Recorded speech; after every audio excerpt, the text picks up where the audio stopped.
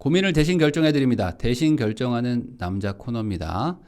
자, 이 코너는 제가 운영하는 네이버 카페 부트캠프에 올라온 사연을 제 마음대로 상상의 나래를 펼쳐가지고 결정을 해드리는 코너입니다. 자, 오늘 사연은 어찌 보면 간단하지만 많은 분들이 고민하고 있는 부분일 것 같은데, 영끌을 해서 집을 샀는데 지금 투자할 때도 마땅치 않고 대출금을 갚을까, 아니면은 대출 안 갚고 주식 투자를 계속할까, 이겁니다. 자, 사연 올라온 거를 제가 한번 읽어볼게요. 어디로 갈까요? 라는 님이 올려주신 거예요. 2017년에 전세 살지 말라 유튜브 보시고 집을 샀다고 합니다. 사연 읽어볼게요. 자, 안녕하세요. 2017년에 전세 살지 말라는 유튜브를 보고 나서 2019년에 결혼하면서 축하드립니다. 결혼하면서 집을 바로 매매를 했어요. 그래서 주택 고민을 덜었습니다. 현재 상황에 대해서 말씀드리면, 저희는 19년도에 주담대를 받고 남편, 아내분이시죠, 각각 신용대출을 받아가지고 영끌에서 마영성의 구축 20평대를 샀어요. 저희 신세에 매우 과분한 집입니다. 그러니까 2019년도만 해도 대출이 나왔거든요. 한 40% 나왔었을 거기 때문에 여기서 40% 받고, 여기서 얼마씩 받았는지는 이따가 말씀드리겠지만 각각 돈을 받아가지고 거의 대출이 한 60%에서 70% 이상 됐지 않았을까. 그래서 집을 사셨대요. 19년 초반만 해도 조정장이었어요. 그때 2018년도 9월 13일에 9.13 대책이 터지면서 가격이 갑자기 하반기부터 막 조정을 받기 시작하다가 19년도 10월 11월부터 쭉 올라가기 시작한 게 집값의 역사였죠.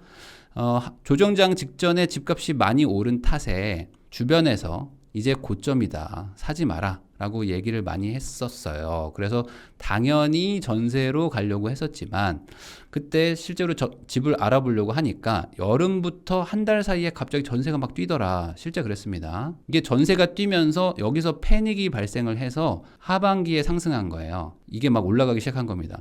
그러니까 집값이 안 오르고 가만히 있고 전세도 버텨주면은 아무 문제가 없는데 전세가 막 뛰기 시작하는 거예요. 그러니까 사람들이 이거 안 되겠다 하면서 집을 사니까 이제 올라가네 하면서 하반기에 다시 올라버렸다. 그래서 뒤늦게 매매로 눈을 돌린 겁니다. 그러니까 아마 가을이나 겨울 정도에 결혼을 하시고 집을 사신 것 같아요. 운이 좋은 건지 결혼 후 주거 안정을 찾았습니다. 그러니까 집을 샀다는 거죠. 그래서 실거주를 했다는 겁니다. 근데 문제는 19년에 집을 사고 나서 부동산 규제도 늘어나고 다주택자도 어렵고 상급지 가려니까 15억 대출 규제도 있고 해서 좀 어렵더라고요. 그래서 남은 돈을 주식으로 불리고 나중에 부동산 해야지 라고 생각했는데, 아시다시피 삼성전자도 많이 빠지고 코인도 빠지고 이렇게 해서 대폭락이 와서 마음이 무겁다.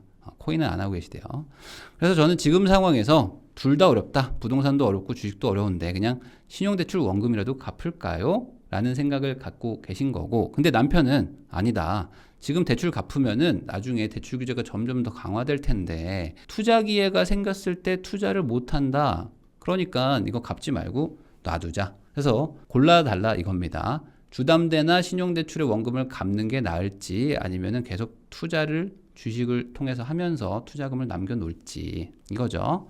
저 주위에는 저같이 패닉 바잉한 30대 분들이 많습니다. 그래서 이자 비용도 많이 나가는데 이분은 지금 한 달에 200만 원 정도가 나간대요. 그래서 주거는 안정되어 있지만 월세 사는 것과 다름없을 정도여서 고민이 정말 많이 된다. 지금은 애가 없어서 맞벌이 하고 있는데 나중에 육아휴직 들어가고 하면은 벌이도 없고 애기 키우는 비용까지 생각하면은 이거 어떻게 해야 될지 막막하다. 그래서 어떻게 해야 될까요? 라는 게 사연이었어요. 그래서 제가 이거를 그 유튜브 커뮤니티에 올렸죠. 그랬더니 많은 분들이 댓글을 달아주셨는데 비슷한 고민을 하신 분들이 정말 많더라고요. 근데 하우스 푸어 같은 게 될 수도 있는데 대출을 좀 줄이고 있는 게 맞지 않을까요? 라는 얘기도 많았고, 저랑 시기까지도 겹칩니다. 이런 분들도 많았어요. 그러니까 2019년도에 집을 산 분들도 꽤 많으니까 이런 분들은 지금 실거주 한 분들은 어떻게 해야 되지? 대출을 갚아야 될지 갈아타야 될지 막 고민하신단 말이죠. 그래서 투표를 해봤더니 부동산 대출 갚지 말고 주식을 투자하면서 계속 투자금을 가지고 있어라 라는 게 6대4 정도로 좀 더 많았습니다. 근데 제가 이 사연을 읽고 든 생각이 있어요. 뭐냐면 이게 지금 결정을 해드릴 문제가 아니다. 지금 이게 개념 정리가 안 돼 있거든요. 개념 정리가 이상하게 돼 있기 때문에 요 개념을 좀 정리해드리는 게 먼저겠구나라고 생각이 들었어요. 이 부부만의 문제가 절대 아닌 것이 이렇게 생각하는 분들, 이런 개념을 가지고 있는 분들이 되게 많다. 그래서 아마 이거 영상 보시는 분들 중에는 나도 저렇게 생각했는데 아니네 라고 바뀌는 어떤 계기가 되지 않을까. 자, 많은 사람들이 하는 이상한 계산법이 있습니다. 이상한 계산법 두 가지를 오늘 설명을 해드릴게요. 개념을 정확하게 정리하고 이걸 기억을 해주세요. 안 그러면은 나는 앞으로 계속 이상한 계산법을 갖고 사시게 될 테니까. 자, 첫 번째 이상한 계산법입니다. 뭐냐? 대출이 없어야 내 집이다 라는 이상한 계산법을 하는 분들이 있어요. 자, 볼게요. 자, 주거는 안정되었지만 월세 사는 것과 다름없을 정도로 주거 비용이 크다 라는 얘기를 하시는 분들이 많아요. 그래서 이런 거죠. 제가 15억짜리 주택에 살고 있어요. 근데 한 대출이 9억 정도라고 생각하면 어떤가요? 그러면 나는 15억짜리 소유자다라고 생각이 드는 사람도 있지만, 아니면 어떤 분들은 야, 이거는 월세 내는 거나 뭐 똑같네 라는 생각을 갖고 있는 분들도 많거든요. 근데 반대로 15억짜리 주택에 내가 똑같이 살고 있는데 대출이 없어요. 대출이 한 푼도 없이 다 그냥 현금 15억으로 사서 거기서 거주하고 있으면 이제야 내 집이다 라는 생각을 갖게 되는 분들이 엄청 많다. 지금 여러분들도 되게 많을 거예요. 그래, 대출을 갚아야지 내 집이지. 근데 이건 아닙니다. 이건 틀린 개념이에요. 내가 15억을 다 주고 이 집에서 살잖아요. 그러면 나는 무료로 사는 게 아닙니다. 이 무료가 절대 아니에요. 공짜가 아니라는 거죠. 나는 이 15억을 가지고 다른 거를 할 수 있는 기회를, 이걸 지불하고 있는 겁니다. 이게 지불되고 있다는 거를 여러분들은 꼭 기억을 하셔야 됩니다. 아니, 내가 이걸 15억 그대로 돈을 넣어놔서 이자는 아끼고 있지만 반대로 거기서 만약에 대출을 받아서 9억을 만약에 빌렸어요. 그럼 그걸 가지고 다른 걸 할 수도 있잖아요. 그러니까 다른 거 할 수 있는 그 기회를 다 놓치고 있는 거죠. 자, 그래서 지금 주거는 안정되었지만 월세 사는 것과 다름없을 정도라고 얘기를 하셨는데 틀린 얘기죠. 자, 절대 월세 사는 것과 같지 않다. 이거는 절대 같지 않습니다. 그러면 난 잘 이해가 안 되는데 이게 뭐가 다르다는 거죠? 아니, 어차피 은행에다가 이자 내나 월세 내는 거나 똑같잖아요 라는 사람이 있다 그러면 그런 분들은 간단하게 해결이 됩니다. 어떻게 하면 되죠? 진짜 월세 사는 친구 있죠? 진짜 월세 사는 친구한테 가서 그대로 한번 말해보세요. 그러면 어떤 반응을 보일 건지. 야, 내가 집을 샀어. 집 사가지고 대출 받았거든? 근데 야, 이거 이자 내는 거 보니까 야, 이게 내가 너나 똑같다. 야, 너도 지금 월세 내지? 보증금 5천에. 야, 나도 지금 3억에 한 180 내고 사는 거야. 라고 한번 말해보세요. 말해보면 어떤 일이 일어나는가. 그러니까 뺨을 맞거나 욕을 먹거나 절교를 당할 겁니다. 그 말은 뭐다? 틀린 거다. 지금 이거에 대한 개념을 지금 무시하고 있는 거죠. 이 소유권에 대한 개념. 이 소유권이 있었기 때문에 시세 차익도 생기는 거고, 소유권이 있었기 때문에 내가 거기서 거주할 수 있는 건데, 이거에 대해서는 다 무시하고, 아니 뭐 제가 200 정도 나가거든요. 그러니까 이거는 뭐 월세 사는 거나 다름이 없네요 라고 말하는 거는 말도 안 되는 착각이다. 그러니까 이런 생각을 버리셔야 돼요. 근데 이게 잘 이해가 안 되니까 제가 조금 예시를 들어볼게요. 이분이 마용성 20평 구축에 산다고 하셨는데 여기 요 파트가 있어. 보면은 상급지로 갈아타려고 하니까 15억 대출 규제가 있더라 라는 얘기를 하신 거 보니까 이분이 거의 지금 13억에서 14억대의 집을 가지고 있는 게 아닌가 싶어요. 왜냐면 한 9억 정도 집을 가지고 있으면 아직 옮겨갈 수 있거든요. 근데 거의 요 정도야. 거의 대출이 지금 꽉 찬 거거든요. 꽉 차니까 지금 다음 단계로 못 가거든요. 그러니까 아마 13억대일 것이다. 그래서 제가 그냥 마포에 13억, 14억 하는 20평 아파트 구축이 뭘까 그냥 찾아봤어요. 그래서 랜덤으로 그냥 염리동에 있는 삼성 레미안을 뽑아봤습니다. 이걸 가지고 얘기를 하면 조금 감정이입이 잘 될 거예요. 실제 이 아파트 아닙니다. 실제 이 아파트 아니에요. 오해하실까봐 제가 아까 말을 잘못했다는 거예요. 자, 염리동 삼성 레미안입니다. 이거 보면은 지금 최근 실거래가를 보면 한 12억 2천, 작년 말에 12억 2천인데 지금은 한 13억대 나오고 있어요. 13억대. 근데 보면은 지금 이쯤 사셨겠죠? 대충? 요쯤 사셨을 때가 한 7억 5천 정도 했습니다. 근데 22년도 현재 13억이니까 지금 집값이 얼마 올랐죠? 70% 올랐어. 그러니까 19년도에 7억 5천에 샀는데 22년도에 13억이라고 생각해 보면 70%의 상승이다. 그러니까 제가요 이거 월세 사는 거나 다름없어요 라고 말하기에는 너무 커. 시세 차익이 너무 큰 거 아니에요? 너무 이거 좀 제가 좀 이 사연을 보면서 아니 이게 뭐야? 이게 왜 월세 사는 거야? 라는 생각이 드는 게 이해가 되시죠? 시세 차익 6억 어디 갔어? 근데 생각보다 많은 분들이 이 부분에 대해서는 무시하는 경향이 있어요. 이건 조금 이따 나옵니다. 그리고 이상한 계산법이 하나 더 있습니다. 이게 이 부부만 그러는 게 아니고 많은 분들이 이런 생각을 해서 제가 얘기하는 거예요. 자, 두 번째는 이거예요. 원금 갚느라 힘들어 계산법. 자, 이거 그냥 제가 말 만든 거예요. 제가요. 대출이자랑 해가지고 원금하고 해가지고 한 달에 200 나가거든요. 이거 좀 너무 힘들어요. 라고 말하는 계산법이 있어요. 자, 보세요. 저처럼 패닉 바잉한 30대 분들이 엄청 많아요. 근데 주담대 영끌로 마련하다 보니 한 달에 200만 원이나 나갑니다. 이자가요. 라고 말을 하시거든요. 근데 잘 생각해 보세요. 원금 갚는 게 있고 그리고 추가로 이자가 있는 거죠. 이게 200입니다. 그러니까 원금이 X라면 이자는 Y겠죠. 그러니까 이게 200인 거잖아요. 그러니까 이자가 200이 아니에요. 맞죠? 그리고 지금 우리나라는 대부분 2019년도 이후부터는 뭐 거의 다 원리금 균등 상환이기 때문에 원금도 꽤나 많은 비율을 차지하고 있다. 그래서 많은 분들이 오해하는 계산법 중에 하나가 저는 원금을 갚고 있어서 너무 힘들어요. 이것 때문에 저축이 안 돼요. 이러는 분들 많거든요. 근데 이거는 잘못된 생각이다. 원금을 갚고 있는 것 자체가 저축입니다.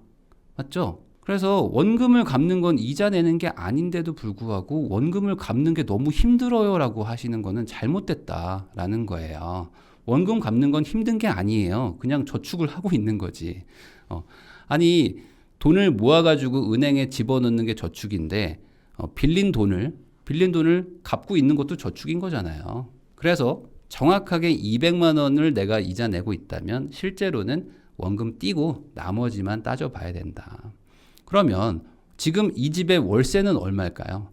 뭐 실거래가는 없지만 뭐 보증금 5천만 원 기준 월세는 뭐 대충 120만 원 정도 하지 않을까 뭐 가정을 해봅니다.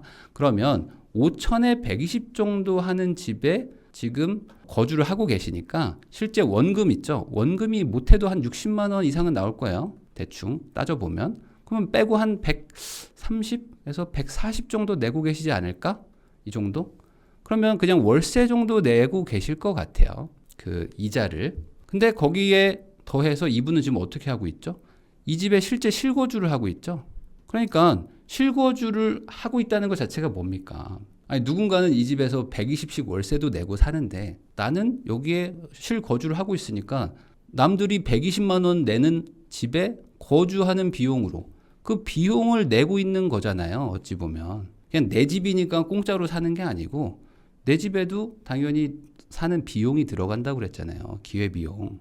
그것처럼 나도 지금 이 소유권을 얻기 위한 비용을 낸 것뿐인 거죠. 근데 비용이 너무 아까워요. 예를 들어 저는요 뭐 지금 200만 원씩 내고 하는 거 너무 힘듭니다. 그럼 뭐 하면 되죠? 전세 주면 됩니다.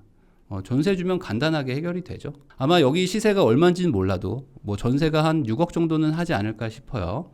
그럼 전세 6억을 주고 그냥 나는 떠나면 돼요. 그러면 대출 다 갚죠. 그리고 대출 다 갚고 나서 나는 이자 나가는 일은 없을 겁니다.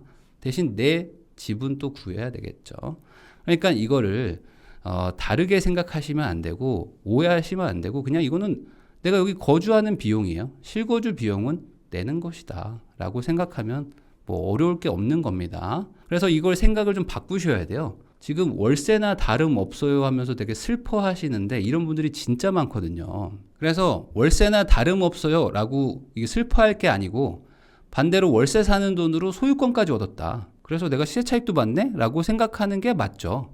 자, 그래서 이렇게 한번 생각을 해보는 거예요. 나는 지금 월세를 사는 건 맞죠? 이자를 내니까. 근데 이 월세가 되게 좋은 월세예요. 뭐냐면 원하는 만큼 살면서, 맞죠? 나가라고 하는 게 없어. 계약갱신 청구권 같은 게 필요 없어요. 이건 맞죠? 내가 내 집이니까 내 집에 계속 살면 돼. 원하는 만큼 살면서 월세 시세도 안 올라가요.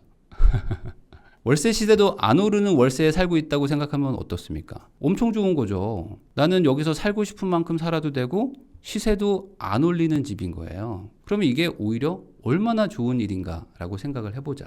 거기에다가 시세 차익 6억도 있죠. 이게 뭐 어디 애 이름입니까? 시세 차익이 얼마나 많은 건데. 근데 이렇게 생각하는 사람들이 정말 많아서 그래요. 그래서 제가 오늘 이건 결정이 중요한 게 아니고 개념 잡기부터 들어가야 되겠구나. 자, 근데 이런 생각을 하는 분들이 정말 많아요. 나는 뭐 돈 번 것도 없는 것 같고 계속 그냥 그 이자만 나가는 것 같고 생활이 너무 퍽퍽하다라고 생각하는 이유가 뭘까요?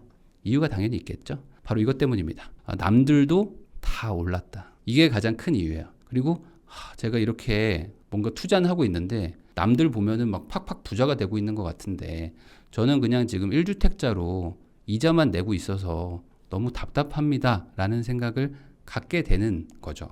남들 것도 다 올랐으니까.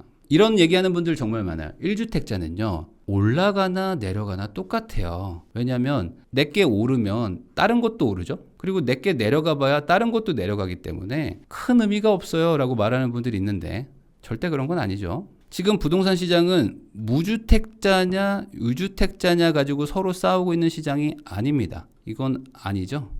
전혀 아닙니다. 지금은 어떤 시장이죠? 유주택자끼리 지금 경쟁하고 있는 거예요. 유주택자끼리 서로 내가 네 거를 살게, 뭐 너는 그러면 난 더 좋은 데 갈게 이러고 있는 거지. 안타깝게도 무주택자분들은 지금 이 시장 참여가 정말 어렵단 말이죠. 그래서 많은 분들이 이런 얘기를 해요. 특히 무주택이신 분들 입장에서나 그런 분들은 야, 집값이 너무 비싸다. 너무 비싼데 도대체 이런 비싼 집을 누가 사는 거냐 라고 생각을 하시는데 그게 무주택자가 사는 게 아닙니다. 그리고 사회초년생들이 사는 게 아니에요. 정확하게는 이미 자산을 가지고 있는 유주택자들이 유주택자가 유주택자 거를 사주는 거죠. 그래서 집값이 지금 2배 올랐다. 뭐 미친 집값이다. 뭐 이런 얘기를 하잖아요. 아까 지금 이 사연자분도 만약에 예시대로라면은 한 7억 5천에 산 집이 한 13억 정도 된 거니까 한 2배 가까이 올랐잖아요. 그러면 반대로 생각을 해보자 이거죠. 이 미친 집값은 누군가의 재산이 2배가 됐다는 거거든요. 그러면 내가 가지고 있지 못하지만 누군가는 이 판에서 재산이 2배 이상 올라버렸어요. 그래서 내가 봤을 때, 저는요, 어디 가서 살고 싶거든요. 저는 뭐 강남 어디 가서 살고 싶습니다. 근데 이게 너무 비싸요. 너무 비싸다고 말하는 분들 입장에서는 무주택자가 보기에는 너무 비싸지만 사실 유주택자 입장에서는 그렇게 큰 차이가 나는 건 아니거든요. 왜 그러냐면 이게 9억짜리가 16억이 됐어요. 근데 7억짜리가 13억이 됐거든요. 그러면 지금 이게 옛날 19년도에 2억 차이였죠. 근데 지금 22년도에는 뭐 3억 차이다 이거죠. 그러면 유주택자 입장에서는 갭 차이가 벌어진 거는 맞죠. 이게 플러스 1억이 더 들어가니까. 그렇지만 무주택자 입장에서 보듯이 16억 주고 사야 되고 13억 주고 사야 되고 이런 느낌은 아니라는 거죠. 어차피 이걸 팔고 옮겨가면 되는 거니까. 그렇기 때문에 지금 집을 한 채 가지고 돈을 좀 번 분들 입장에서는 오히려 불안한 거야. 이게 오히려 불안하고 아니 내가 이렇게 해가지고 언제 저 좋은 동네 가지? 좋은 동네 어떻게 가지? 라는 게 답이 잘 안 나오는 거예요. 이 갭이 줄어들어야 되는데 그러니까 이 돈을 놀리는 게 싫은 거죠. 그래서 이걸 어떻게든 뭐 굴려가지고 돈을 불리고 있어서 이 갭을 좁혀야 되는데 나 여기 마포가 아니라 다른 데 저기 더 좋은데 20평이 아니라 30평으로 가야 되는데 라는 얘기를 하고 있는 거예요. 그러니까 이게 서로 지금 약간 시선이 다른 거죠. 그러다 보니까 이 남편분은 봐라 아직 금리 싸다 우리 고정금리 아니냐 거기다가 나중에 분명히 투자 기회가 올 수 있는데 그때 투자할 수가 없다 이 갭을 좁혀야 된다 그래야지만 우리가 더 상급지로 갈 수 있다 이 얘기를 하고 있는 거예요. 그러니까 이 지금 아내분과 남편분도 서로 지금 입장 차이가 좀 있는 거죠. 그러면 여기까지가 개념 정리라고 치면 뭐 그래서 이 분들은 지금 어떻게 해야 되는 거냐라는 게 궁금하실 수 있잖아요. 가장 좋은 건 사실 1주택자 갈아타기 전략이죠. 왜냐면 지금 다 비과세기도 하고 그리고 가장 안전하기도 하고 그리고 어차피 지금 있는 집 주택에서 실거주까지 하셨다면은 거의 비과세일 거란 말이죠. 그러면 그냥 이제 갈아타기를 하면 가장 좋은데 문제는 이겁니다. 지금 이 분들이 그 추가로 댓글을 달아주신 걸 보니까 연봉이 두 분이 합쳐서 1억 정도 되시더라고요. 세전 1억이면은 어떤 분들한테는 와 엄청 많다라고 하실 수도 있지만 맞벌이 기준으로 세전 1억이면은 지금 가지고 있는 집도 사실 비싸요. 거기다가 지금 이 분들은 여기 실거주를 하고 계시거든요. 근데 실거주 마포의 마용성 중에 하나니까 뭐 마포라고 할게요. 그럼 마포에 실거주하고 있으면 편하거든요. 근데 이거를 또 포기해야 돼. 지금 대출도 안 나오고 뭐 아무것도 안 되니까. 그러면은 나 잘 살고 있는 집을 팔고 나 뭐 월세 가고 뭐 전세 끼고 이거를 산다? 아, 이거 왠지 부담스럽단 말이죠. 연봉도 지금 합쳐서 1억인데 뭐 15억, 17억, 20억짜리 사기가 부담된단 말이죠. 그래서 이게 감당되느냐를 먼저 스스로 물어봐야 됩니다. 되면 뭐 하셔도 되겠지만 아, 이 리스크가 너무 큰데? 라는 생각을 하실 수도 있단 말이죠. 그러면 두 번째 방법은 이거겠죠? 아, 저는요 지금 집도 너무 크거든요. 너무 크다. 그럼 저 어떻게 하죠? 2주택을 하는 방법도 있습니다. 2주택자도 가능은 하거든요. 뭐 특히 지금 비규제 지역 쪽으로 뭐 투자를 하는 것도 가능은 해요. 그러니까 1번이 규제, 2번이 비규제로 가면은 뭐 크게 세금적으로 아주 힘들진 않거든요. 그래서 뭐 가능은 한데 물론 공부를 좀 하셔야 되겠지만 근데 이것도 감당할 수 있겠느냐라는 거에 또 고민이 있는 거죠. 아, 저요 2주택이요? 거기다가 비규제 지역이요? 아, 저는 지금 서울에만 사놨는데 아, 저 못할 것 같은데? 그러면 둘 다 안 되잖아요? 둘 다 안 되면 어디를 해야 되죠? 부동산 아닌 거를 해야겠죠. 아니면 뭐 비주택을 해야 되는데 그것도 어려우니까. 그래서 이 분들은 뭘 했냐면 미국 지수 추종 ETF에 투자를 하셨대요. 아, 이걸 선택하신 거죠. 아, 지금 1주택 갈아타기 아닌 것 같아. 근데 2주택? 아, 이건 더 아닌 것 같아. 야, 이거 둘 다 아니야. 뭐 할까? 주식으로 간다. 주식? 국내? 아닌 것 같아. 야, 미국으로 간다. 여보, 미국 잘 알아? 나 미국, 그래도 미국 좀 좋지 않을까? 그래, 우리가 미국 쪽으로 좀 투자를 하는데 가능하면은 지수로 가자. 지수 추종으로 갑시다. 라고 하신 거예요. 그래서 실제로 투자를 하셨어요. 했는데 지금 주가가 또 빠졌잖아요. 그래가지고 지금 마이너스 6% 정도 손실을 보고 계시다고 합니다. 그러면 뭐 미국 주식 지수 추종으로 가면 뭐 장기적으로는 그래도 조금 뭐 우상향하는 곳이니까 꾸준히 투자를 하시면은 좋을 거라고 저는 보지만 이게 뭐 단기적으로 봤을 때는 뭐 손실이 날 구간일 수도 있잖아요. 그래서 만약에 이것도 마이너스 6% 한번 맞아보니까 이 푸틴빔 한번 맞았죠 지금. 푸틴빔 맞아보니까 나 이거 자신 없는데? 라는 생각이 드실 수도 있다면 그래서 나 이거 되게 나한테 중요한 투자금인데 이거 잃으면 안 될 것 같은데 라는 생각이 든다. 1주택 갈아타기도 자신 없다. 2주택도 조금 자신 없다. 그런 생각이라면 뭐 대출을 갚는 것도 뭐 나쁘진 않은 선택인 것 같다. 다른 거 할 자신이 없으면은 대출을 갚는 것도 괜찮습니다. 자, 왜 그러냐면요. 이 영끌이라는 거 있잖아요. 그러니까 영혼을 끌어모으는 거잖아요. 그러면 이 영끌이라는 건 뭡니까? 끌어당긴 거죠. 뭘 끌어당긴 거죠? 미래를 당겨 쓴 거죠. 미래 거를 당겨 쓴 거예요. 어찌 보면은 2019년도에 2022년도에 벌돈까지 다 당겨서 산 거예요. 그러면 반대로 어떻게 해야 되겠어요? 당겨서 썼으니까 반납을 해야 되겠죠. 내가 반납 안 하고 더 불릴 수 있는 방법이 있다면 이거를 해서 조금 나중에 반납하면 되겠지만 당장 내가 불릴 방법이 없다면 이제 빌린 만큼 반납하는 것도 나쁜 건 아니다. 끌어다 썼으면 다시 제자리로 돌려놓는 거다. 이렇게 생각하면은 마음이 불편할 것도 아닙니다. 왜 그러냐면요. 이분들이 지금 이제 리스크가 높은 구간대로 들어간 거예요. 그러니까 1주택으로 한 13억, 14억까지 왔잖아요. 그럼 이제 그냥 운으로 올 수 있는 것까지는 최대치까지 온 거예요. 왜냐면 이제부터는 실력으로 가거든요. 이제 대출 안 되죠. 그리고 뭐 이제 취득세, 뭐 종부세, 뭐 이제 엄청나게 막 다 붙기 시작해요. 그러면 이때부터는 부동산 투자도 리스크가 높아집니다.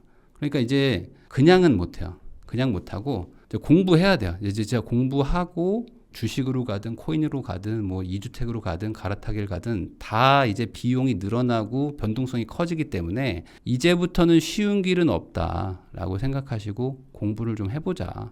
해보고 다 자신 없다? 그러면 대출 갚는 것도 좋은 선택이다.